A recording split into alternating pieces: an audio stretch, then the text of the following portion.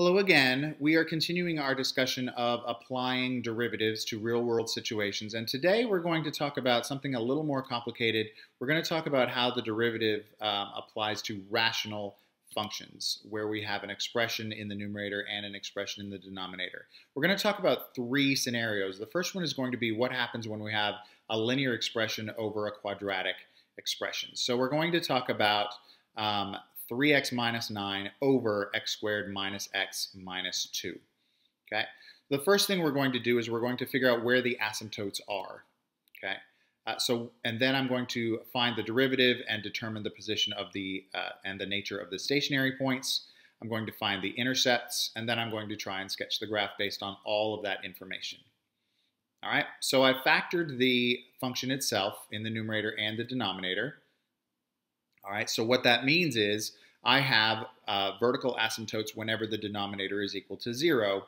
So that's going to be at x equals 2 and at x equals negative 1. Okay, because the degree of the numerator is lower than the degree of the denominator, that means I have a horizontal asymptote of y equals 0. Now let's look at the stationary points. The derivative, I have to use the quotient rule to do that, and I'm going to use the unfactored version of the function to find that derivative. So there it is there. And if I simplify it, I get negative 3x squared plus 18x minus 15 all over x squared minus x minus 2 all squared. That's the quotient rule doing that. Okay, and if I factor the numerator, it looks like that. And if I factor the denominator, it looks like that. Okay, and I need that when I'm doing the derivative because I want to know when the derivative is equal to 0. Okay. Now, the derivative is going to equal 0 whenever the numerator is 0, but the denominator is not. Okay, and that's going to happen at x equals 5 and at x equals 1. Okay, so I found my stationary points. I'm going to find the nature of them by using a sign diagram later on. The intercepts, x equals 3 and y equals 4.5. Okay, I find the x-intercept by setting y equal to 0, and I find the y-intercept by setting x equal to 0. All right, and that's what I get. Let me know if you need help with that, but that's an earlier concept that you should be familiar with. All right, so this is all my information summarized again, and I've got my function, I've got the factored form of it, I've got the factored form of my derivative. So what I'm going to do is I'm going to set up a number line. And those are the 2 points where the derivative is, those are the vertical asymptotes. So I will mark those with lines. Those points, 1 and 5, those are my stationary points. So I need to figure out what's going on between them. And then there is an x-intercept at 3. That's going to help me with that. All right, so let's look at what's going on everywhere before I get to that first vertical asymptote at x equals negative 1. All right. Well, the negative 3 part of the derivative is still negative. It always will be. The x minus 5 is going to be negative, and x minus 1 will be negative. Then when I go to the bottom of the derivative, everything is squared, so everything is going to be positive. So if I combine all of those positives and negatives, I know that the derivative is negative everywhere before I get to negative 1. That means that the original function is decreasing. Then I look between negative 1 and positive 1, and I do the same thing. Okay, and nothing has changed. So what that means is the function is still decreasing because the derivative is still negative. All right, then I move on to the x's between 1 and 2. And what happens is one of the factors changes, but that's about it. So if I combine all of those positives and negatives, now I get a positive. So I know that between x equals 1 and x equals 2, my function is increasing. Let's go after that asymptote and look at x's between 2 and 3. And if I plug in numbers, nothing changes. All the negatives are still negative and all the positives are still positive. So the function is still increasing after that vertical asymptote. Then I look at x's between 3 and 5. No change again. So that means that the function is still increasing after x equals 3 and before x equals 5. Then for my last region, all x's that are bigger than 5, one of the factors changed again. So now if I combine all of those positives with that one negative, I get a negative. So I know that after x equals 5, the function is decreasing. All right. So Since at that point x equals 1, the function switched from decreasing to increasing, there must be a minimum at x equals 1. And then over here, when at x equals 5, it switched from increasing to decreasing, so there must be a maximum at x equals 5. All right, so now it's time to graph. I have a horizontal asymptote at y equals 0, so let me just draw that dotted line. That's going to give me my end behavior of my function. So the function decreases from negative infinity to negative 1, and I have a vertical asymptote at x equals negative 1. It decreases from negative 1 to 0, and I have a y-intercept at 0 and 4.5, so that's an important point. It still decreases from x equals 0 to x equals 1, and I have a minimum at 1 and 3. To figure out the y value of that minimum, I simply plugged in my x value into the original function. So I have a minimum at 1, 3. Then after that, it increases from x equals 1 to x equals 2. There's another vertical asymptote at x equals 2. Then it increases more from x equals 2 to x equals 3. There's an x-intercept at x equals 3. It continues to increase after that x-intercept all the way to x equals 5. There's a maximum at 5 and 0.33. And then it decreases from x equals 5 all the way to the right side of the graph. And remind yourself that there's still that horizontal asymptote at y equals 0. So that's a lot of information. So let's look at what each section looks like. I'm decreasing. So there's a graph that decreases. It approaches the horizontal asymptote and the vertical asymptote and decreases all the way.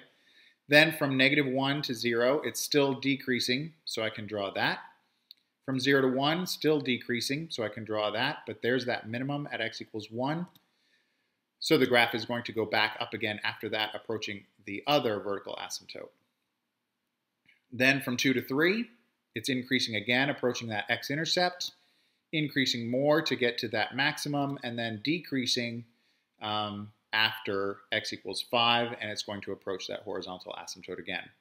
Okay, so this is a sketch at best, but we have all the information, and it's a pretty good sketch, considering I didn't even know where to start. All right, so now let's talk about a quadratic over a quadratic. Let's say I have that function there. I'm going to determine the equations of the asymptotes, find the derivative, and figure out stationary points, and find the intercepts and sketch the graph. So I've factored the numerator and the denominator separately. Okay, so that allows me to find out certain information. The vertical asymptotes are going to happen when the denominator is equal to 0, and that's at x equals negative 2 and x equals negative 1. The horizontal asymptote, because the degrees are the same on top and bottom, I will find the quotient of the lead coefficients. So that is 1 over 1. So I have a horizontal asymptote of y equals 1. The stationary points are going to be when the derivative is equal to 0. So there's the derivative there. It's a lot of work. But if I simplify it, it is 6x squared minus 12 over x squared plus 3x plus 2 all squared. And if I factor it, that's what I get. So the derivative is going to equal 0 whenever the numerator is equal to 0. So that's going to be at plus or minus root 2. Okay, and then my intercepts, my x-intercept is 2, another x-intercept is 1, and the y-intercept is going to be 1 as well. All right, so there's a shortened summary of that information. So now let's work on the sign diagram. We're going to put all that information on there. The vertical asymptotes go right here. The stationary points go right here, and then the x-intercepts go right here. So I'm going to look at each of those sections that's divided by either a line or a dot. So in that first section, the first factor, 6, is always going to be positive. The second factor will be negative. The third factor will be negative. And then on the bottom, because both of those factors are squared, the entire denominator is positive. So combine all of those positives and negatives, and you get an increasing function with a positive derivative everywhere before x equals negative 2. Then I've got this itty-bitty section from negative 2 to negative root 2, which is about negative 1.414. And nothing has changed, so the function is still increasing. The derivative is still positive. Then I move on to this even smaller function here, and what I notice is one of the factors has now changed to positive. So I've only got one negative in that entire derivative, so the derivative is negative, so the function is decreasing over that itty-bitty interval right there.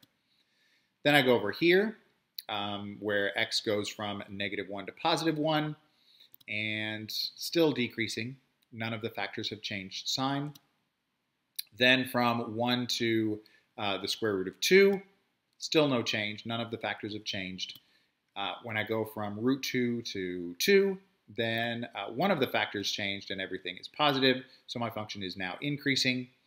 And then when I go from 2 to 8, everything is still increasing. None of the factors in the derivative have changed sign. So that's the breakdown of increasing and decreasing. All right, so what that means is that one point where the function switches from increasing to decreasing, there's a maximum there. And the one point where the function switches from decreasing to increasing, there's a minimum there. So let's graph that. Here's my horizontal asymptote at y equals 1, slightly above the x-axis. The function is going to increase from -∞ to -2. There's a vertical asymptote at x equals -2. It continues to increase from -2 to -√2. There's a maximum at -√2. There's the y-coordinate of it. Then we're decreasing from -√2 to x equals -1. We have a vertical asymptote at x equals -1. Then we decrease from -1 to 0. Then we have a y-intercept at 0 and 1. Then we keep decreasing from 0 to 1. There's an x-intercept at 1. We keep decreasing from 1 to √2. There's a minimum at √2. Then we increase from √2 to 2. There's an x-intercept at x equals 2. And we continue to increase from 2 to infinity. All right? So what does all of that look like? Well, we need to increase from -∞ to -2, keeping in mind that there's a horizontal asymptote and a vertical asymptote that bound my function. All right, so here's what the first part is going to look like. Then I've got more increasing in the next section, so you can kind of see that little red line going up and then going back down as the function decreases. Then I've got more decreasing to get to the purple dot, more decreasing to get to the next purple dot, then more decreasing to get to that x-intercept. Then I go back up to get to the next purple dot, and then increasing again, but remember there's a horizontal asymptote stopping me from going all the way up to +∞, so I have to approach that horizontal asymptote. So even though it looks like it's horizontal, it's actually increasing a little bit. All right, and the last one is quadratic over linear. So there's a function. Again, I'm going to determine the equations of the asymptotes, figure out the stationary points, and figure out the intercepts and sketch the graph. So the vertical asymptote is just going to be when the denominator is 0, and that happens only at x equals 1. There is a slant asymptote. You have to use synthetic division to get it. And if you look at everything except the remainder, then you get y equals -x plus 3. The stationary points are going to be where the derivative, that's the derivative, is equal to 0. So if I simplify the derivative, I get that, and that is going to equal 0 when x equals -1 and when x equals 3. Okay? And then the intercepts, there are no x-intercepts, but there is a y-intercept at 7. All right, so there's all my information right there. So, and here is my number line. So let me put the vertical asymptote at x equals 1. I won't put the slant asymptote on there, but I will put the stationary points. And since there's no x-intercept, I won't put that on there. So let's look at the first section where x is less than -1 and look at the factors. That negative will stay a negative, and both of those factors will be negative as well, but in the denominator, that squared factor is going to be positive. All right, so what that means is the entire derivative is negative, meaning that the function is decreasing everywhere before I get to x equals -1. In the next section, between -1 and 1, one of the factors changes, so what that means is the entire derivative is positive, so the function is now increasing.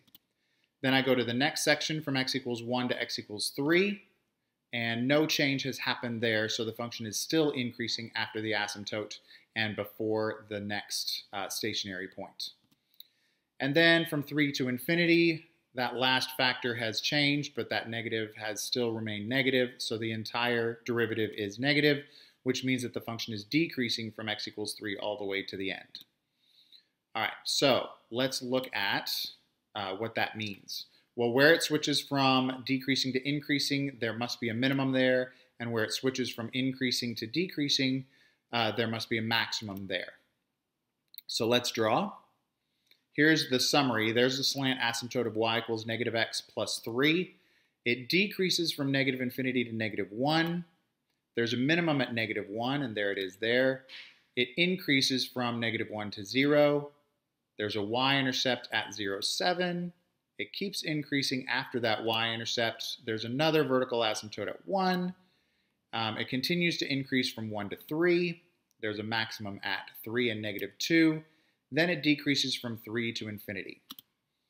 And then there's that slant asymptote again. So there's the first section where it's decreasing, then increasing to the y-intercept, then increasing more to the asymptote, then increasing more to that maximum and decreasing towards the slant asymptote. All right, so that is how to use the derivative to find information about graphing different kinds of rational functions. All right, so if you have any questions, please let me know, and I will see you tomorrow.